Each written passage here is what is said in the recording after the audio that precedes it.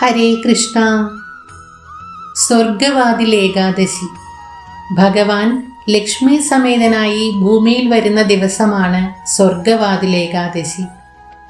ഏകാദശികളിൽ ഏറെ പ്രധാനപ്പെട്ടതാണ് വൈകുണ്ഠ ഏകാദശി അഥവാ സ്വർഗവാതിൽ ഏകാദശി.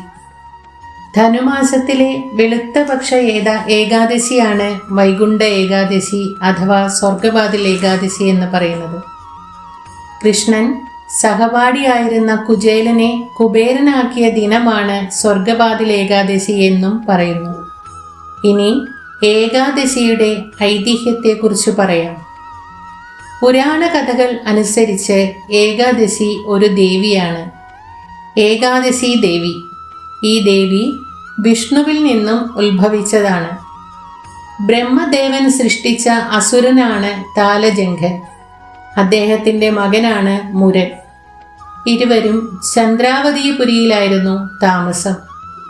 അവർ ഇന്ദ്രലോകം ആക്രമിക്കുകയും ദേവേന്ദ്രസ്ഥാനം തട്ടിയെടുക്കുകയും ചെയ്തപ്പോൾ ദേവേന്ദ്രന്മാർ മഹാദേവനെ ശരണം പ്രാപിച്ചു.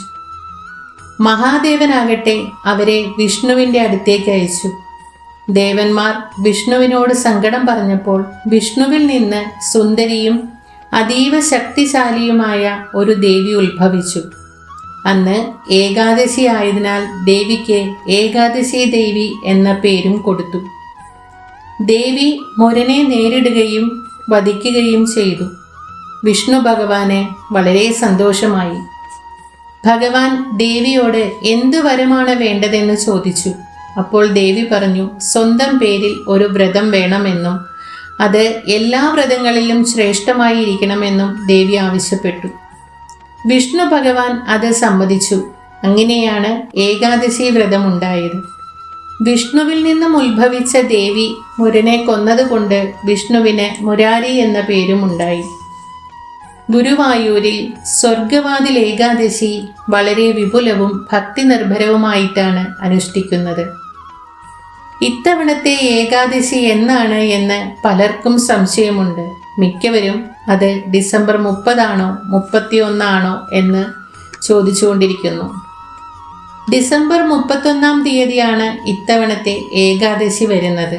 സ്വർഗവാതിൽ ഏകാദശി ദിവസം ഭഗവാൻ വൈകുണ്ഠത്തിലേക്കുള്ള വാതിൽ തുറന്നിടുമെന്നാണ് പറയുന്നത്.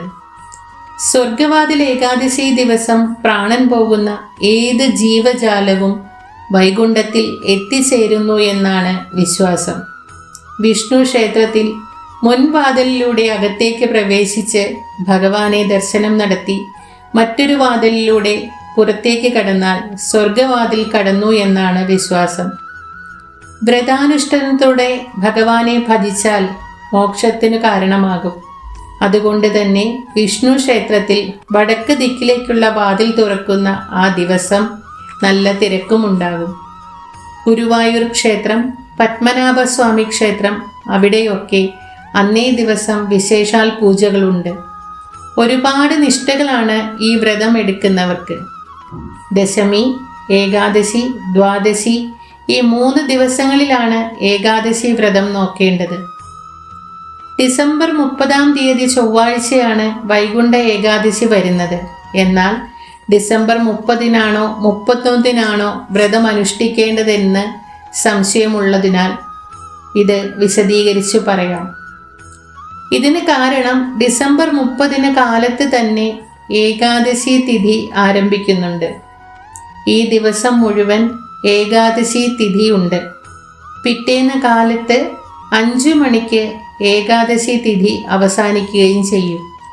എന്നാൽ ഡിസംബർ 30 കാലത്ത് 7:50 ഏകാദശി തിഥി ആരംഭിക്കുന്നത്. അതിനു മുമ്പേ ദശമി തിഥിയാണ് ഉള്ളത്. ദശമി തിഥിയുള്ള ഏകാദശിയേക്കാൾ നല്ലത് ദ്വാദശി തിഥിയുമായി സ്പർശമുള്ള തിഥിയാണ്. അതുകൊണ്ടാണ് ഡിസംബർ 31 തീയതി ഏകാദശി വ്രതം അനുഷ്ഠിക്കുന്നത്. നമ്മൾ താമസിക്കുന്ന വീടിൻ്റെ അടുത്തുള്ള ക്ഷേത്രത്തിൽ എന്നാണോ പൂജ നടക്കുന്നത് ആ ദിവസം വേണം നമ്മൾ വ്രതം അനുഷ്ഠിക്കേണ്ടത്. ഇനി ഏകാദശി വ്രതം എടുക്കുമ്പോൾ ചെയ്യേണ്ടതും ചെയ്യാൻ പാടില്ലാത്തതുമായ കാര്യങ്ങളാണ്. ദശമി ദിവസം ഒരിക്കലാണ് അതായത് ഉച്ചയ്ക്ക് ഒരു നേരം മാത്രമേ അരി ആഹാരം കഴിക്കാൻ പാടുള്ളൂ. കാലത്ത് ഗോതമ്പിൻ്റെ ആഹാരം കഴിക്കുക. ദശമി സന്ധ്യ കഴിഞ്ഞാൽ പിന്നെ ഭക്ഷണം കഴിക്കാൻ പാടില്ല എന്നാണ് പറയുന്നത്. പക്ഷേ എല്ലാവർക്കും അത് സാധിക്കില്ല. പറ്റാത്തവർ പാലോ പഴങ്ങളോ കഴിക്കുക. ഏകാദശി ദിവസം രാവിലെ ബ്രഹ്മമുഹൂർത്തത്തിൽ ഉണർന്ന് കുളിച്ച് വിളക്ക് വെച്ച് പ്രാർത്ഥിക്കുക. ഏകാദശി വ്രതം എടുക്കുമ്പോൾ കാലത്തും വൈകിട്ടും വിളക്ക് കൊളുത്തി പ്രാർത്ഥിക്കണം.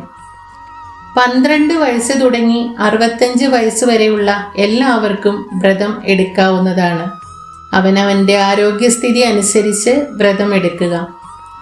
അടുത്തുള്ള മഹാവിഷ്ണു ക്ഷേത്രത്തിൽ പോയി ദർശനം നടത്തി പ്രാർത്ഥിക്കുക.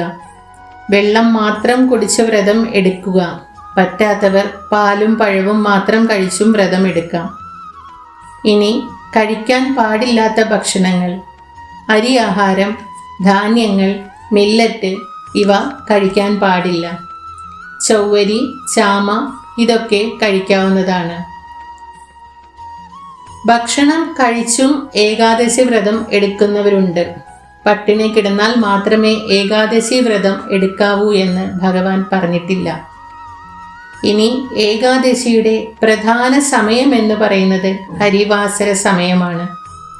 ഇത്തവണത്തെ ഹരിവാസര സമയം ഡിസംബർ 30 രാത്രി 10:12 മുതൽ ഡിസംബർ 31 കാലത്ത് 10:12 വരെയുള്ള 12 മണിക്കൂർ സമയമാണ്. ഈ സമയത്ത് ഭഗവാന്റെ സാന്നിധ്യം ഭൂമിയിൽ ഉള്ള സമയമാണ്. ഈ സമയം പറ്റുന്നത്ര ഭഗവാന്റെ നാമങ്ങൾ ചൊല്ലുക. ഹരിവാസര സമയം പോലെ പ്രധാനമാണ് പാരണ വീട്ടുന്ന സമയവും, അതായത് വ്രതം അവസാനിപ്പിക്കുന്ന സമയം. തുളസി തീർത്ഥം കഴിച്ചാണ് പാരണ വീട്ടേണ്ടത്. പാരണ സമയം ജനുവരി 1 കാലത്ത് 7:14 മുതൽ 9:18 വരെയുള്ള സമയമാണ്. ഏകാദശി ദിവസം ഓം നമോ ഭഗവതേ വാസുദേവായ, ഓം നമോ നാരായണായ, ഹരേ രാമമന്ത്രം, വിഷ്ണു സഹസ്രനാമം, നാരായണീയം, ഭാഗവതം ഒക്കെ വായിക്കുക. കാലത്തും വൈകിട്ടും തുളസിക്ക് വിളക്ക് വയ്ക്കുക. ഏകാദശി, ദ്വാദശി ദിവസം തുളസി ഇല പറിക്കരുത്. അതിനാൽ നേരത്തെ തന്നെ തുളസി ഇല പറിച്ചു വെക്കേണ്ടതാണ്. ഏകാദശി ദിവസം തലയിൽ എണ്ണ തേച്ച് കുളിക്കരുത്. വിഷ്ണു ക്ഷേത്രത്തിൽ പോയി 7 പ്രദക്ഷിണം വെച്ച് ഭഗവാനോട് പ്രാർത്ഥിക്കുക. മുടക്കായിരിക്കുന്ന സ്ത്രീകൾ പൂജാതി കർമ്മങ്ങളിൽ നിന്ന് വിട്ടുനിന്ന് മനസ്സുകൊണ്ട് വ്രതം എടുക്കുക. എല്ലാവർക്കും ഇത്തവണത്തെ സ്വർഗവാതിൽ ഏകാദശി വ്രതം എടുക്കാൻ ഭഗവാന്റെ അനുഗ്രഹമുണ്ടാകട്ടെ എന്ന് പ്രാർത്ഥിച്ചുകൊണ്ട് സർവം കൃഷ്ണാർപ്പണമസ്തു.